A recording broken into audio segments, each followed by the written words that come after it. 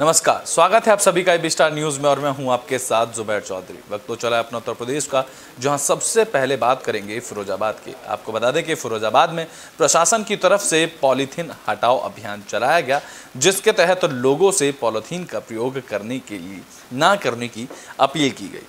फिरोजाबाद नगर निगम के नगर आयुक्त महापौर के नेतृत्व में संयुक्त रूप से जागरूकता अभियान चलाया गया, जहां नगर निगम प्रशासन की तरफ से शहर भर में पॉलीथीन हटाओ अभियान के तहत लोगों को जागरूक किया गया और लोगों को पॉलीथीन का प्रयोग ना करने की भी अपील इस अभियान के तहत की गई। इस अभियान के तहत परचून वाले का सामान बेचने वाले दुकानदार, फल बेचने वाले दुकानदार, सब्जी बेचने वाले दुकानदारों के अलावा लोगों को पॉलीथीन हटाओ अभियान के तहत जागरूक किया गया और उनसे अपील की गई कि पॉलीथीन का प्रयोग ना करें, पर्यावरण को बचाने में अपना प्रमुख योगदान दें। इसीलिए घर के बाहर निकलते समय कपड़े से बने हुए थैले का प्रयोग करें, पॉलीथीन का प्रयोग ना करें।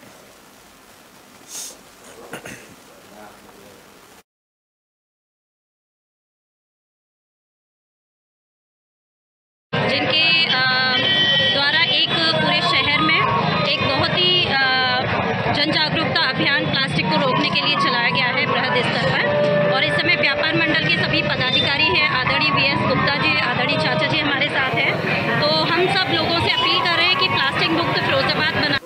तो फिरोजाबाद में आशा कार्यकर्ताओं ने प्रदर्शन किया। ये प्रदर्शन 6 महीने से ज़्यादा वेतन ना मिलने के बाद उन्होंने विरोध जताया। इसके बाद उन्होंने स्वास्थ्य केंद्र पर ताला लगा दिया।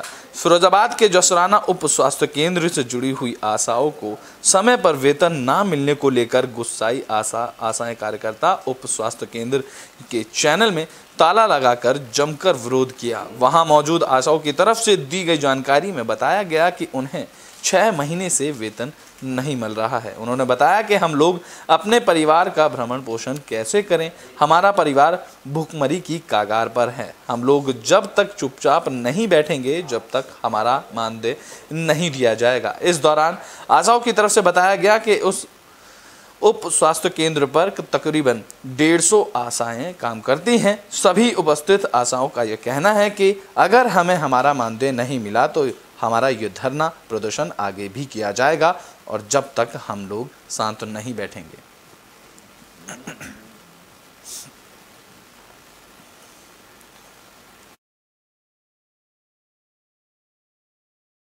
मार्च से हम लोगों के पैसे नहीं आए कि टीबी की सर्वे करो, कि संचारी रोग की सर्वे करो, कि मलेरिया की करो, कि बाकी घर घर जाके रैली निकालो और बाकी बाद में पैसा एक ना मिल रहा है। गाँव का मई और जून का अभी पेमेंट नहीं हुआ है। जो प्रदेश स्तर से, जिला स्तर से जब हमारे पास पैसा आएगा तो वो उनका पड़ जाएगा। 2 महीने का उनका अभी नहीं मिला है।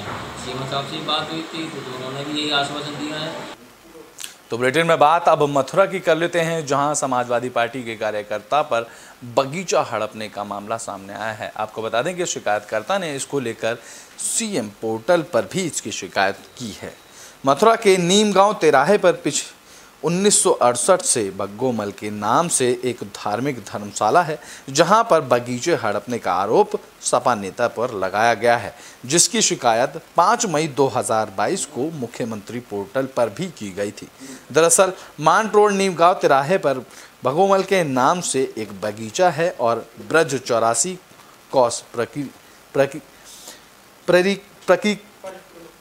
परिक्रमा के तहत ये आती है, जिसमें यात्री भी यहाँ पर आके ठहरते हैं, जिसकी देखभाल खुद राजकुमार करते आ रहे हैं। यहाँ तक कि कागजों में बगीचा उनके पूर्वजों के नाम से ही लिखा है और यह कागज दर्ज भी हैं। इस दौरान राजकुमार अग्रवाल ने बताया कि इस बगीचे में एक शिव मंदिर और हनुमान का भी मंदिर मौजूद है और स्थानीय लोगों के अलावा राय निवासी समाजवादी पार्टी नेता मनोज गोयल के पूर्वजों के साथ साल 2010 से बने हुए हैं, जिन्होंने झूठे फर्जी कागजात दिखाकर बगीचे पर अपना मालिकाना हक बताकर उसे कब्जाया हुआ है। इस मामले को लेकर राजकुमार अग्रवाल ने इसी प्रकरण की शिकायत मुख्यमंत्री पोर्टल पर भी की। इस मामले में समाजवादी पार्टी के नेता ने एसएसपी मथुरा को एक शिकायती पत्र भी दिया था, जिसमें कुछ लोग भूमाफियाओं से साठगांठ कर उनके बगीचे कब्जाने का प्रयास कर रहे हैं।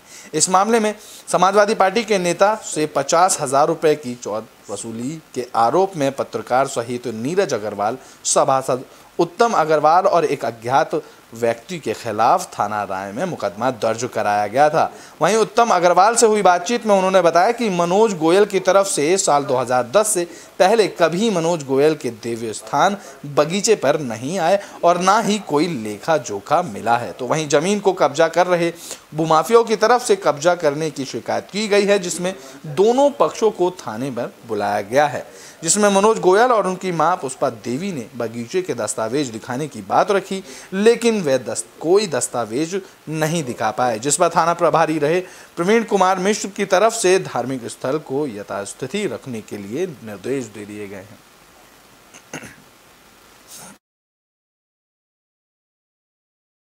मोहर है, अपनी मोहर लगाई, अपने साइन की, साथ में 2 लेके चलता है गन्नत,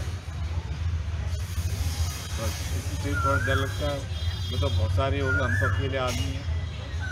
जब आपकी थाने के में नहीं सुनी तो आपने किसी उच्च अधिकारी से शिकायत की?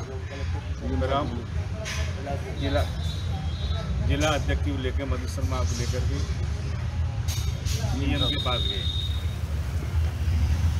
और उनसे अपनी बात रखी। बुलेटिन में बात अब संभल की कर लेते हैं, जहां जमीन विवाद को लेकर एक भाई ने अपनी ही बहन की हत्या कर दी और मौके से फरार हो गया। संभल में एक भाई ही बहन का कातिल बन गया। जमीन के विवाद में सगे भाई ने बहन की पीट कर हत्या कर दी। बहन का शव सड़क पर पड़ा मिला, जहां बहन की हत्या की सनसनीखेज वारदात हयातनगर थाना के गांव धोरेटा की है, जहां बहन भाई के बीच 6 बीघा जमीन का विवाद चल रहा था। वहीं बहन खेत से लौटकर आ रही थी तो रास्ते में भाई ने उसे घेर लिया और लाठियों से पीट कर मौत के घाट उतार दिया। बहन का शव लहूलुहान हालत में सड़क पर पड़ा मिला, जहां पुलिस ने केस दर्ज कर शव को पोस्टमार्टम के लिए भेज दिया। पूरे मामले में पुलिस की लापरवाही भी सामने आई है, जहां भाई बहन के बीच चल रहे विवाद को पुलिस ने नज़रअंदाज किया। भाई ने बहन की हत्या की और पहले भी धमकी दी थी, मगर पुलिस वालों ने इस पर कोई कार्रवाई नहीं की थी। वहीं बहन की हत्या पर हत्यारोपी भाई फरार होने में कामयाब रहा है, जिसकी पुलिस अब जांच कर रही है और उस आरोपी को पकड़ने की तलाश में जुटी हुई है।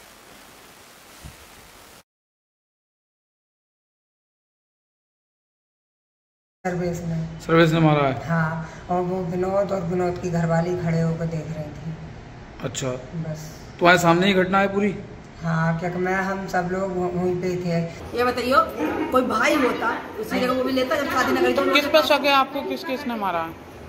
भाभी ने मारा, भैया ने मारा, ये तीनों ने मारा। और किस पे शक है? और जो दूर पास के उन्होंने मारा। मैं तो थी नहीं वहाँ पर। अच्छा, कहाँ के रहने वाली है ये? सर्वेश, विनोद, ममता। काफी पुराना विवाद चल रहा होने की वजह से आज बहन अपने खेत से जब घर पे आ रही थी तो किसी बात को लेकर आपस में कवासुनी हुई, जिसकी कवासुनी होने के बाद भाइयों में झगड़ा होने की वजह से भाई ने सिर पे बहन को डंडा मार दिया, जिसकी मौके पर। ब्रिटेन में बात अब सोनभद्र की कर लेते हैं, जहां चाय की दुकान पर बैठे 2 पत्रकारों को बदमाश ने गोली मार दी, जिसके बाद घायल पत्रकार को अस्पताल में भर्ती कराया गया।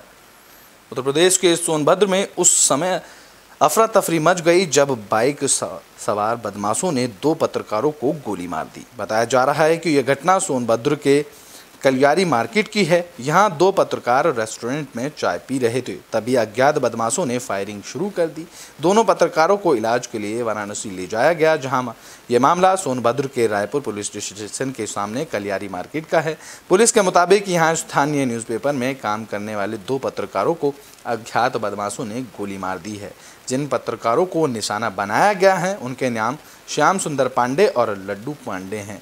दोनों अलग अलग न्यूज़पेपर एजेंसी में काम करते हैं। CHO प्रवण श्रीवास्तव ने बताया कि दोनों पत्रकार श्याम सुंदर पांडे और लड्डू पांडे कलियारी मार्केट में स्थित एक रेस्टोरेंट में चाय पी रहे थे, तभी बाइक से आए कुछ बदमाशों ने दोनों पर फायरिंग शुरू कर दी। पुलिस ने आरोपी की तलाश के लिए टीमों का गठन भी कर दिया है। वहीं दोनों को बेहतर इलाज के लिए वाराणसी रेफर किया गया। बताया जा रहा है कि इस हमले को दोनों लोगों ने अंजाम दिया। दोनों ने श्याम सुंदर पांडे और लड्डू पांडे पर फायरिंग शुरू की। इस दौरान श्याम सुंदर पांडे के हाथ में और लड्डू पांडे के सर में गोली लगी। हालांकि पुलिस के मुताबिक दोनों की हालत अब खतरे से बाहर बताई जा रही है।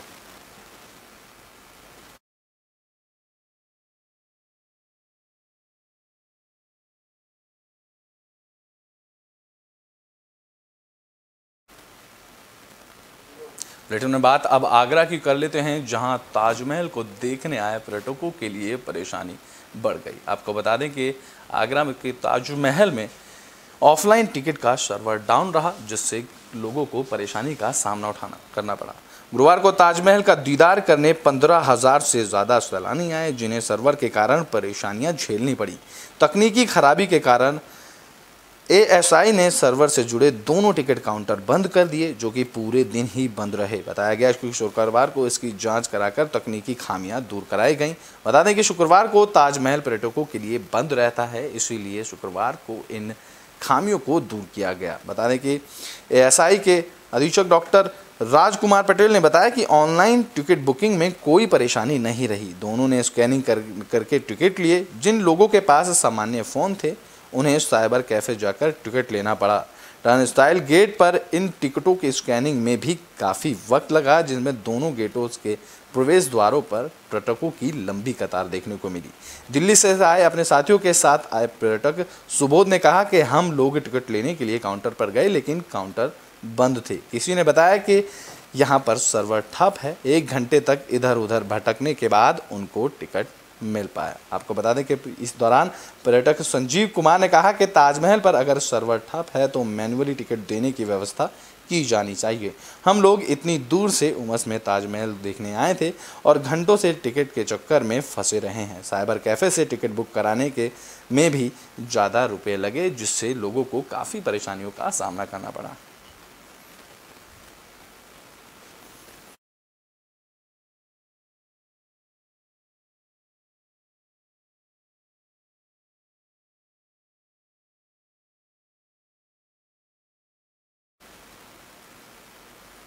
बुलेटिन में बात अब SP सतपाल की कर लेते हैं, जिन्होंने मानवता की मिसाल पेश की। आपको बता दें कि इन्होंने एक घायल युवक को गाड़ी रोककर उस युवक को अस्पताल में भर्ती कराया। पुलिस अधीक्षक सतपाल अंतिल ने मानवता की मिसाल पेश की। दरअसल उनकी सड़क किनारे अज्ञात वाहन की टक्कर से एक घायल युवक को देखा, जिसके बाद उन्होंने अपनी गाड़ी रोकी और घायल युवक को बिना देर किए अपनी गाड़ी से ही अस्पताल भी पहुंचाया। बता दें कि ये सारी घटना कटरा मेदिनीगंज की बताई जा रही है, जहां रोड किनारे अज्ञात वाहन की टक्कर से घायल पड़ा युवक तड़प रहा था, जब उसकी नज़र SP की उस घायल युवक पर नज़र पहुंची तो उन्होंने अपनी गाड़ी रोकी और अपनी ही गाड़ी में उस घायल युवक को अस्पताल में भर्ती कराया। तो वहीं पुलिस अधीक्षक सतपाल की स्थानीय लोग काफ़ी तारीफ कर रहे हैं।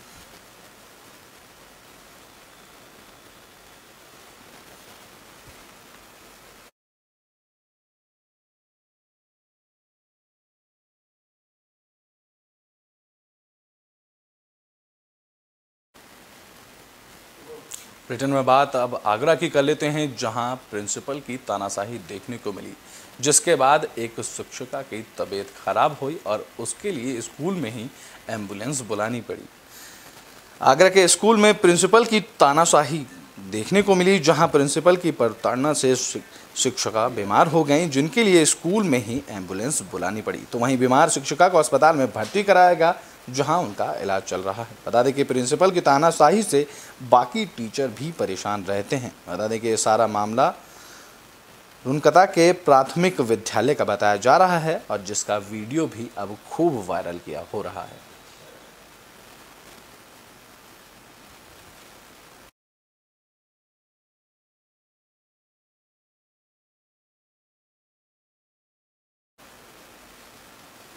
बुलेटिन में बात अब औरैया की कर लेते हैं, जहां 2 दुकानों में अचानक आग लग गई, जिसके बाद 9 लाख का सामान जलकर राख हो गया। औरैया जिले में 2 दुकानों में देर रात अज्ञात कारणों से आग लग गई। इस अग्निकांड में लाखों का नुकसान हुआ। सूचना पर पहुंची फायर ब्रिगेड की ने 2 घंटे की कड़ी मशक्कत के बाद आग पर काबू पाया। मिली जानकारी के अनुसार सदर बाजार होमगंज में अज्ञात कारणों से 2 दुकानों में देर रात आग लगने से लगभग 9 लाख का सामान जलकर राख हो गया। आग में बाबाजी चश्मा दुकान के संचालक राहुल का 6 लाख का सामान जल गया। तो वहीं कल्लू दूध भंडार के मालिक अरुण कुमार की दुकान का लगभग 3 लाख का सामान जलकर राख हो गया। सूचना पर पहुंची फायर ब्रिगेड ने कड़ी मशक्कतों के बाद आग पर काबू पाया। उधर ड्यूटी पर तैनात होमगार्डों की तरफ से आग लगाने की स्थिति में कोतवाली और फायर ब्रिगेड को सूचना नहीं दी गई। इससे भी व्यापारियों में आक्रोश व्याप्त हुआ, जिसमें व्यापारियों ने एसपी से ऐसे कर्मचारियों के खिलाफ सख्त से सख्त कार्रवाई करने की मांग की है।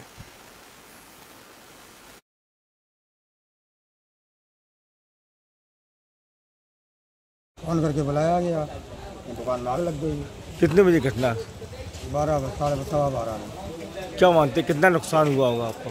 यही लगभग 3-3.5 लाख रुपए। किस तो नॉलेज नहीं, पता नहीं क्या शॉर्ट सर्किट है या क्या बात है, अब तो हमें खुद नॉलेज नहीं। सूचना आपको कैसे लगी? रात में सब लोगों ने यहीं के मोहल्ला वाले ने बताई है। कितने बजे की बात है? 12 साढ़े 12। बुलेटिन में बात अब संभल की कर लेते हैं, जहां राशन बांटने में ठेकेदारों की गड़बड़ी सामने आई है। आपको बता दें कि ये ठेकेदार सरकार की मंशा के खिलाफ काम कर रहे थे। संभल सरकार की डोर टू डोर सरकारी खाद्यान्न राशन वितरण पर प्रणाली की नीति अधिकारियों की मिलीभगत से खुली धज्जियां उड़ रही हैं।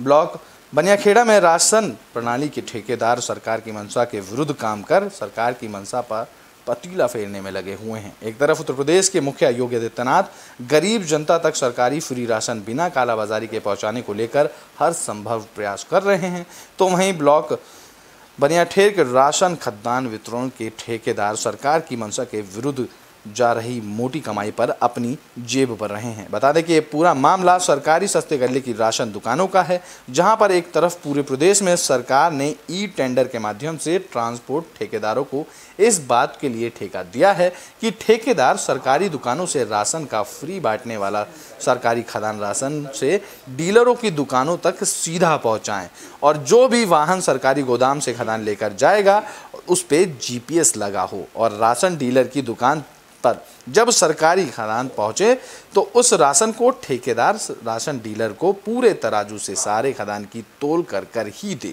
और राशन डीलर को दिए गए खाद्यान्न के लिए रिसीविंग भी ले, मगर जनता में बांटने वाला सरकारी फ्री राशन डीलर अपना वाहन अपने भाड़े से खुद ठेकेदार की बताई जगह जाकर ले जाने को मजबूर है। ई टेंडर से हुए ठेकेदार सरकारी गोदाम से राशन डीलर की दुकान तक राशन पहुंचाने का औसतन 65 रुपये प्रति क्विंटल लेते हैं, मगर ट्रांसपोर्ट ठेकेदार खाद्यान्न को राशन डीलर की दुकान तक ना पहुंचाकर ठेकेदार राशन डीलर को अपनी बताई जगह पर बुलाकर वो सारा राशन देते हैं।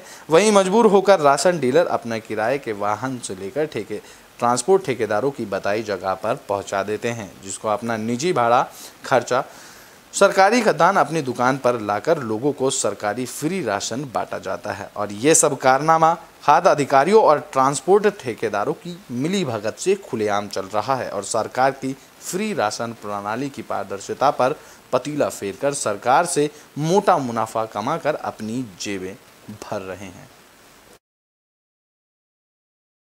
उससे आता है वेयर हाउस से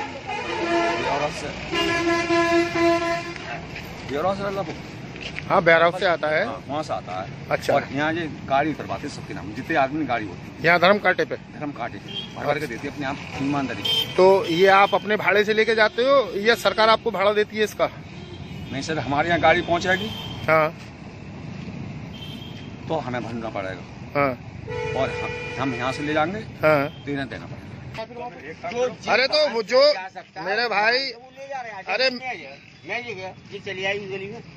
तो ये काम तो आपका है ना, डीलर यहाँ क्यों आएगा लेना? हाँ भाई साहब, नहीं पहुँच सकता। अरे वो भी लेके जा रहा है, नहीं जा रहा है? संतुष्टि के लिए आ रहा है डीलर, संतुष्टि सर्टिफाइड होने के लिए वहाँ से पूरा लेके जाता है, अपना वाहन तुलवाता है, फिर लोड कराता है, लोड करने के बाद पूरा पेपर लेता है, फिर हमसे पैसा लेता है, 10 रुपये कुंटल फिर रवानगी लेता है। बुलेटिन में बात अब फिरोजाबाद की कर लेते हैं, जहां बदमाशों के हौसले बुलंद होते नजर आए। आपको बता दें कि फाइनेंस ऑफिस में काम करने वाले युवक को बदमाशों ने गोली मारी और मौके से फरार हो गए। फिरोजाबाद में बदमाशों के हौसले बुलंद होते नजर आ रहे हैं। बीती देर रात फाइनेंस ऑफिस में काम करने वाले युवक को बदमाशों ने गोली मार दी। बदमाशों की ओर से चली गोली से युवक के पेट में लगी। इसके बाद उसकी हालत गंभीर होते देख आगरा के लिए उस घायल युवक को रेफर कर दिया गया। जानकारी के अनुसार देर रात थाना नारखी क्षेत्र में गांव दौलतपुर में कमल किशोर नाम के एक युवक को बदमाशों ने गोली मार दी। बदमाशों की ओर से चलाई गई गोली उनके पेट में जा लगी और वह काम कर घर से लौट रहे थे। दरअसल कमल किशोर थाना उत्तर क्षेत्र के आनंद नगर के रहने वाले हैं और फाइनेंस ऑफिस में काम करते हैं। देर रात वह किसी कार्य से अपने घर लौट रहे थे, तभी गांव दौलतपुर के पास उनको गोली मार दी गई, जिसके बाद उपचार के लिए उन्हें सरकारी ट्रामा सेंटर ले जाया गया, जहां उन्हें प्राथमिक उपचार दिया गया, लेकिन हालत को गंभीर देखने होने की वजह से उन्हें इमरजेंसी के डॉक्टरों ने आगरा रेफर कर दिया। पुलिस ने मामला दर्ज कर जांच शुरू कर दी है। बता दें कि सीओ हरि मोहन का कहना है कि गांव दौलतपुर में युवक को गोली मारी गई है, इसमें मुकदमा दर्ज कर लिया गया है। पुलिस उसकी जांच कर रही है। देर रात युवक दौलतपुर गांव में क्या कर रहे थे और कौन लोग हैं जिन्होंने उनको गोली मारी है, उन सभी कारणों का पुलिस अब जांच कर रही है। कोई बात नहीं मेरे पास, तो मैं तो फैक्ट्री में अपने काम कर रहा था और मुझे कोई मालूम पड़ी। आपको सूचना क्या मिली? मुझे फोन गया था किसी घर से, क्या लोड़ा मंत ऑफिस पे तनाव हुई। थाना नारकी क्षेत्र में ग्राम दौलतपुर में कमल किशोर शुक्ला नाम के व्यक्ति को गोली मारी है। कुछ लोगों ने पेट में गोली लगी है, उनको आगरा के लिए उपचार के लिए रेफर कर दिया गया है और इसमें मुकदमा कायम हो रहा है और दोषी के खिलाफ सख्त कार्रवाई की जाएगी। टीमें बना करके तभी से शुरू हो गई। रिटर्न में बात अब प्रयागराज की कर लेते हैं, जहां नकाबपोश बदमाशों ने एक वकील पर गोली चला दी, जिसके बाद घायल अवस्था में वकील को अस्पताल में भर्ती कराया गया। प्रयागराज में बदमाशों ने वकील को आवाज देकर रोका और फिर उसे गोली मार दी। पीठ में गोली लगने से अधिवक्ता गंभीर रूप से घायल हो गया। जिला अस्पताल में उसे रेफर कर दिया गया। वारदात के बाद नकाबपोश बदमाश बाइक से भाग निकले, जहां वकील झाड़ फूक का भी काम करता था। बताया जा रहा है कि पुलिस घटना की जांच कर रही है। जिले के थाना उतराव के सिंथौली गांव में अधिवक्ता इंद्रदेव यादव रहते हैं। यह जिला न्यायालय के अधिवक्ता हैं। इनके अलावा वह झाड़ फूक का भी काम करते हैं। शुक्रवार को सुबह करीब 6 बजे वह अपने गांव के पास ही चौराहे पर एक दुकान पर चाय पीने के लिए गए थे। चाय पीकर वे पैदल घर की ओर लौट रहे थे। इस दौरान पीछे से एक बदमाश पैदल आया और उसने आवाज़ देकर वकील को रोक लिया। शक होने पर वकील भागे तो उनकी पीठ में गोली मार दी। बदमाश के रोक जाने पर वकील ने सोचा कि शायद उसे कोई काम होगा। वकील के रुकने के बाद बदमाश ने तमंचा निकाला। वकील की नज़र हथियार पर पड़ते ही वह भागने के लिए मुड़े। इस बीच बदमाश ने गोली चला दी। गोली पीठ में लगी, जिसके बाद आगे एक और बदमाश बाइक लेकर आगे खड़ा था। गोली मारने के बाद दोनों बदमाश एक ही बाइक से नकाब पहनकर फरार हो गए। पुलिस ने घायल अवस्था में वकील को अस्पताल में भर्ती कराया। गोली चलने की आवाज़ सुनकर आसपास के लोगों ने फौरन पूरे मामले की सूचना पुलिस को दी। इसके बाद उतराव पुलिस ने घायल अधिवक्ता को जिला अस्पताल में भर्ती कराया। यहां से हालत गंभीर होने पर अधिवक्ता को रानी नेहरू अस्पताल में रेफर कर दिया गया। यहां उनकी हालत गंभीर बनी हुई है।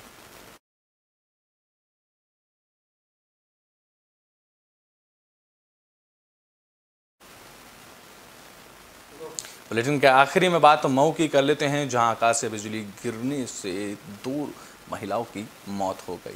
आपको बता दें कि इस आकाशीय बिजली का गिरने से एक जख्मी भी हुआ। मऊ के हल्दरपुर थाना के नवलपुर रतोही गांव में 3 महिलाएं अपने पालतू पशुओं को खेतों में चरा रही थी। उसी दौरान आकाशीय बिजली कड़कने लगी और वे लोग घर की तरफ जाने लगे। इस दौरान तीनों महिलाओं के आकाशीय बिजली ने अपनी चपेट में ले लिया, जिसमें 2 महिलाओं की मौके पर ही मौत हो गई और एक महिला बुरी तरह से झुलस गई। तो वहीं घायल महिला को जिला अस्पताल भेजा गया, जिसकी सूचना मिलते ही पुलिस मौके पर पहुंची और दोनों महिलाओं के शव को कब्जे में लेकर पोस्टमार्टम के लिए भेज दिया, जिसमें घायल महिलाओं को उपचार के लिए अस्पताल में भर्ती कराया गया।